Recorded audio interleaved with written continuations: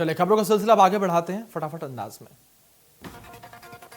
सतना के महर पहुंचे सीएम शिवराज। मां शारदा मंदिर में की पूजा अर्चना। गौरव दिवस के कार्यक्रम में मुख्यमंत्री पार्टी के नेताओं से करेंगे मुलाकात।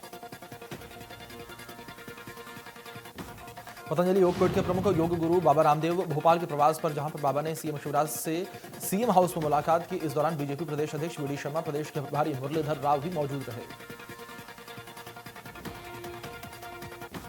इसके बाद बाबा रामदेव ने बोट क्लब पर योग किया। इसके साथ ही क्रूज की सवारी भी की। इस दौरान बाबा रामदेव ने कहा कि भोपाल बहुत अच्छा है, भोपाल और मध्य प्रदेश के लोग बहुत अच्छे हैं।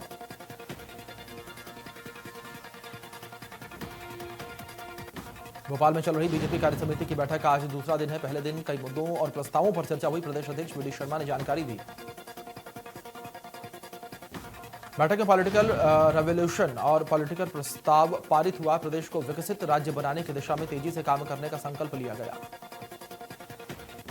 इसके अलावा 2023-24 के में बूथ कार्यकर्ताओं के साथ बूथ विस्तारक का काम 26 फरवरी के बाद शुरू किया जाएगा। प्रदेश अध्यक्ष ने बताया है कि 5 फरवरी के सीएम शिवराज की अगुवाई में विकास यात्रा शुरू की जाएगी।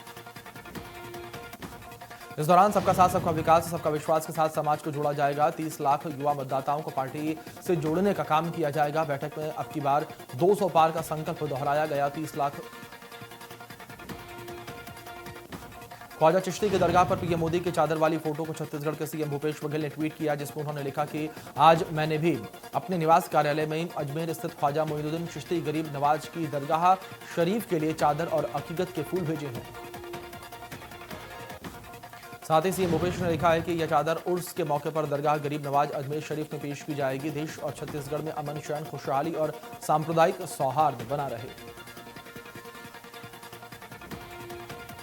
कांग्रेस के हाथ से हाथ जोड़ो अभियान पर छत्तीसगढ़ के पूर्व सीएम रमन सिंह ने बड़ा तंज कसा है और विधानसभा चुनाव को लेकर हाथ से हाथ जोड़ो अभियान को शुरू करने की बात कही।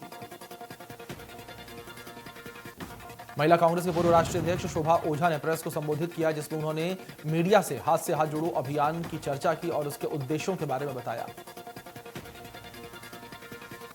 हाथ से हाथ जोड़ो अभियान को लेकर कांग्रेस नेता सुशील आनंद शुक्ला ने मीडिया को संबोधित किया, जिसमें उन्होंने मीडिया को हाथ से हाथ जोड़ो अभियान के कार्यक्रम की जानकारी दी।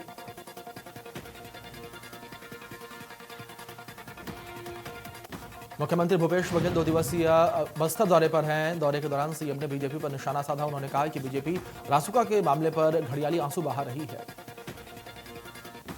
वहीं आरक्षण के मुद्दे पर कहा है कि सीएम भूपेश ने कि बीजेपी का दोहरा चरित्र उजागर हो गया है। पहले बीजेपी विधानसभा में बिल समर्थन करती है और फिर राजभवन के माध्यम से उसे लटका कर रखते हैं।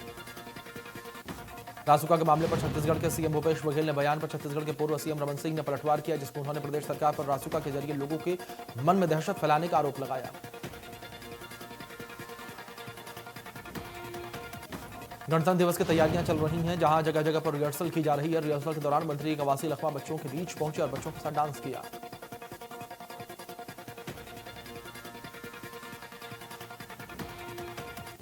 बीजेपी प्रदेश प्रवक्ता केदारनाथ गुप्ता ने प्रदेश सरकार पर निशाना साधा। उन्होंने कहा है कि कांग्रेस सरकार बनाने के बाद प्रदेश में सामाजिक सौहार्द बिगड़ गया है।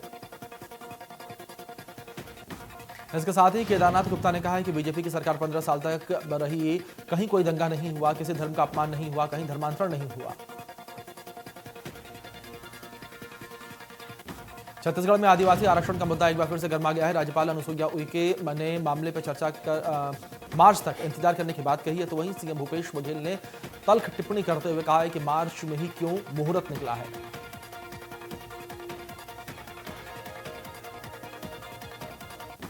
इसी बीच राजभवन से एक पत्र आया है, जिसमें इस पूरे मामले को लेकर कड़ी नाराजगी जताई गई है। दरअसल राज्यपाल का मार्च तक विचार करने से मतलब सुप्रीम कोर्ट में लंबित इस मामले से था।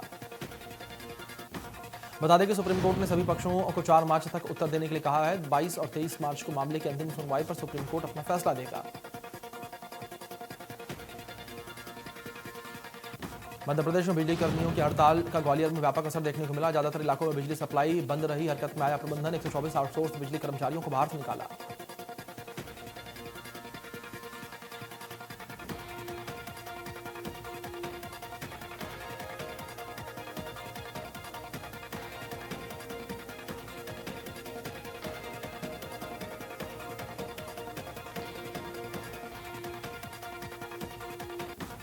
दंतेवाड़ा से नक्सलियों से जुड़ी बड़ी जानकारी, जहां 2 इनामी माओवादी समेत कुल 10 नक्सलियों ने आत्मसमर्पण किया है। गणतंत्र दिवस के एक दिन पहले मुख्य धारा के सभी लोगों ने जुड़ने का संकल्प लिया।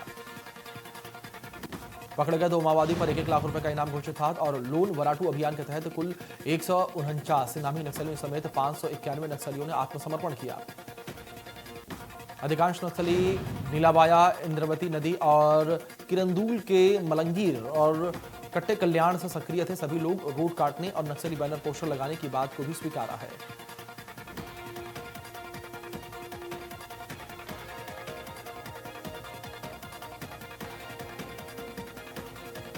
जबलपुर में दिखा फिल्म पठान का विरोध, हिंदू सेवा परिषद के कार्यकर्ताओं का विरोध प्रदर्शन। फिल्म के जलाए गए पोस्टर, फिल्म को रोकने का अड़े कार्यकर्ता।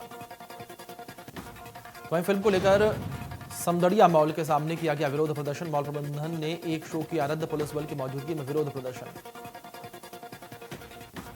इंदौर में पठान मूवी के रिलीज पर विरोध प्रदर्शन जारी। हिंदू जागरण मंच और बजरंग दल के कार्यकर्ताओं ने थिएटर में किया हंगामा। थिएटर में मौजूद दर्शकों से आग्रह करके निकाला बाहर। कार्यकर्ताओं का दावा, थिएटर में फिल्म को नहीं चलने देंगे। हंगामे के बाद आईनॉक्स में शो कैंसिल कर दिया गया।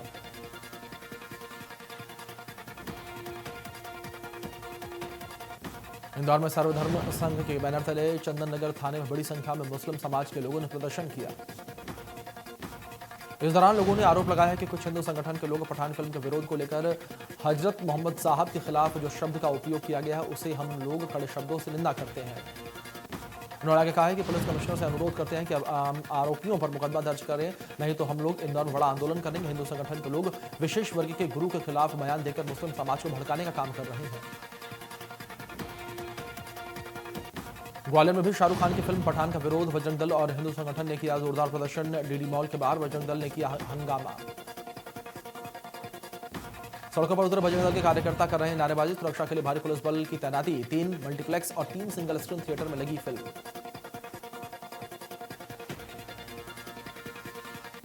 फिल्म पठान को लेकर संस्कृति बचाओ मंच ने चेतावनी दी है और यह फिल्म को बारीकी से देखेंगे। कहा है कि अगर कुछ ऐसा हमारे धर्म और संस्कृति के खिलाफ होगा तो उसे बर्दाश्त नहीं किया जाएगा।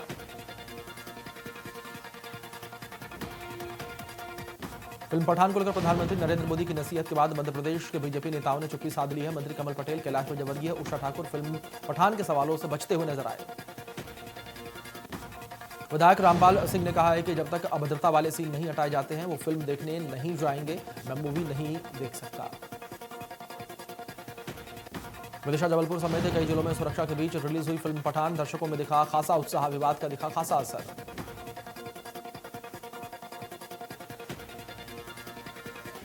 अंधश्रद्धा निर्मूलन की शिकायत पर पंडित धीरेन्द्र शास्त्री को नागपुर पुलिस ने दी क्लीन चिट। कहा कि अंधविश्वास नहीं फैलाते बागेश्वर वाले बाबा, मुकदमा दर्ज नहीं करेगी पुलिस। बोले कि धीरेन्द्र शास्त्री, हमें कानून पर भरोसा।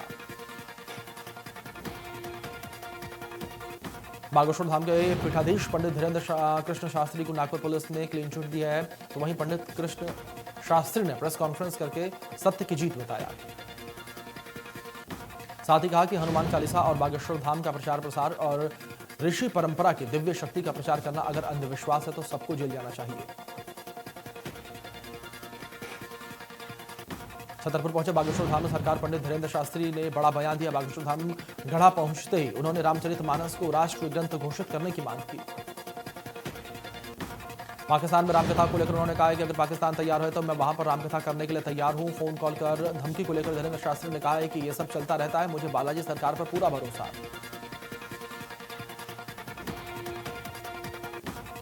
महासमुंद में बाग बहारा नगरपालिका उपाध्यक्ष के खिलाफ लाया गया अविश्वास प्रस्ताव खारिज कर दिया गया। बता दें कि 15 वार्ड वाले बाग बहारा नगरपालिका के 10 पार्षदों ने उपाध्यक्ष के खिलाफ अविश्वास प्रस्ताव लाने वाले आवेदन दिए थे। हालांकि अविश्वास प्रस्ताव के दौरान सिर्फ 7 ही पार्षद मौजूद रहे, जिससे अविश्वास प्रस्ताव खारिज हो गया। सख्ती में आज एसडीएम दफ्तरों में मतदान दिवस मनाया गया। जिले के तीनों अनुविभागों में 13वां राष्ट्रीय मतदान दिवस समारोह का आयोजन किया गया।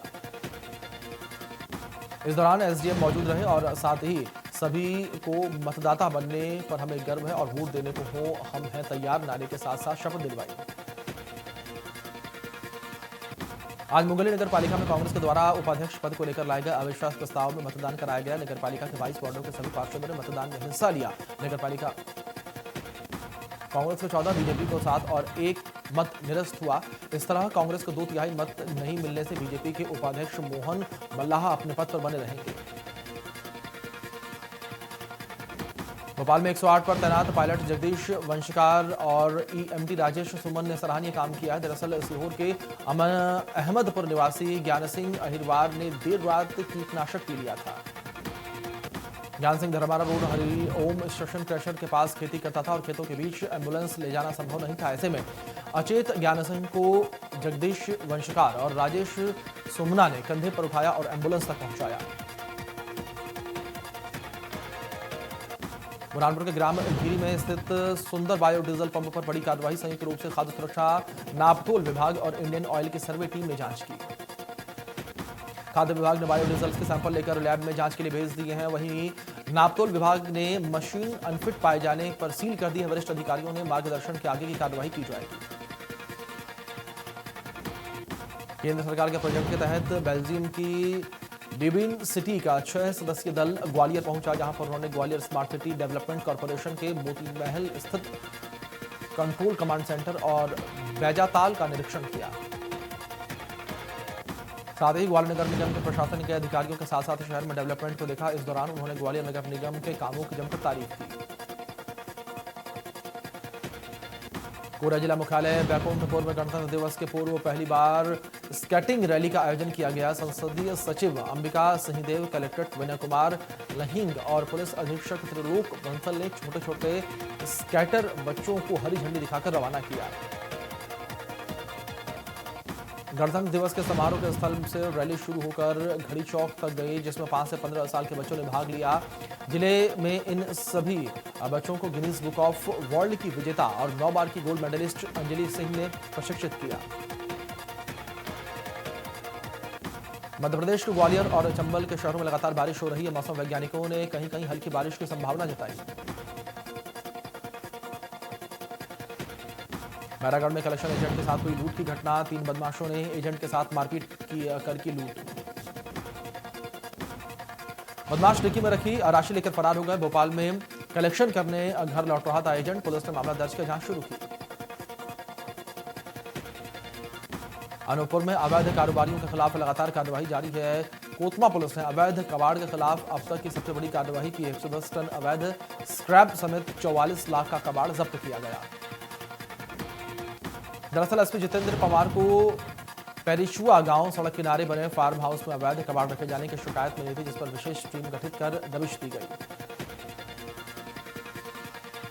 जबलपुर के थाना बेलबाग अंतर्गत व्यवहार बाग में बीती रात हड़कंप मच गया और जब लगन समारोह में हर्ष फायरिंग के दौरान एक युवक की गोली लगने से मौत हो गई। घटना की सूचना मिलते ही पुलिस मौके पर पहुंची।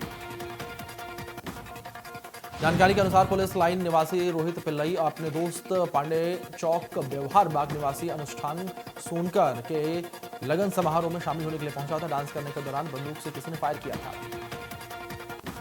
इस हर्ष फायरिंग में रोहित को गोली लगी और जिससे वो घायल अवस्था में निजी अस्पताल में भर्ती करवाया गया, जहां पर डॉक्टरों ने उसे मृत घोषित किया। डिंडौरी में नाबालिग लड़की की संदिग्ध मौत हो गई है। मामला सामने आया है। परिजनों ने अपहरण करके हत्या करने की आशंका जताई है। प्रारंभिक जांच में बच्ची की मौत सड़क हादसे के कारण बताई जा रही है। परिजनों की शिकायत पर सिटी कोतवाली पुलिस ने मोहल्ले के एक युवक के खिलाफ मामला दर्ज कर आगे कार्रवाई शुरू कर दी है।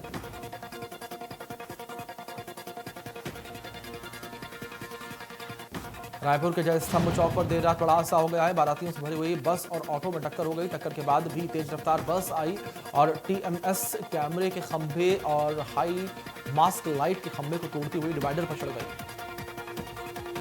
हादसे में 15 यात्री घायल हो गए हैं। बस ड्राइवर हेमराज साहू काफी देर तक बस में फंसा रहा। स्थानीय लोगों की मदद से ड्राइवर को बाहर निकाला गया।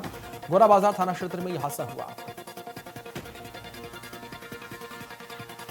पीएम मोदी ने एनसीसी कैंडिडेट्सों और एनसीसी स्वयंसेवकों, जनजातीय अतिथियों और झांसी कलाकारों के साथ बातचीत की। इस दौरान पीएम मोदी ने कहा है कि बीते कुछ हफ्तों में मुझे युवाओं से मिलने का मौका मिला।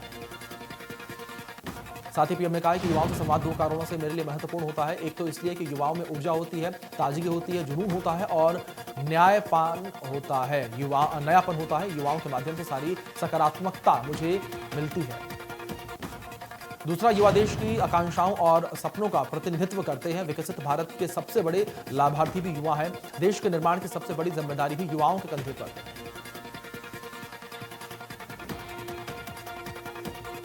गणतंत्र दिवस के मुख्य अतिथि के रूप में भारत आए मिस्र के राष्ट्रपति अब्देल फताह अल सीसी और प्रधानमंत्री नरेंद्र मोदी के बीच बैठक हुई। इस बैठक के दौरान भारत और मिस्र के बीच साइबर सुरक्षा समेत कई मसलों पर समझौता हुआ। पीएम मोदी ने संबोधित करते हुए कहा है कि हमने अपने रक्षा उद्योगों के बीच सहयोग को और मजबूत करने और आतंकवाद विरोधी संबंधी सूचना एवं इंटेलिजेंस का आदान प्रदान बढ़ाने का भी निर्णय लिया। भारत ने G20 की अध्यक्षता के दौरान मिस्र को अतिथि देश के रूप में आमंत्रित किया है। पीएम मोदी ने कहा है कि भारत और मिस्र आतंकवाद को लेकर चिंतित है।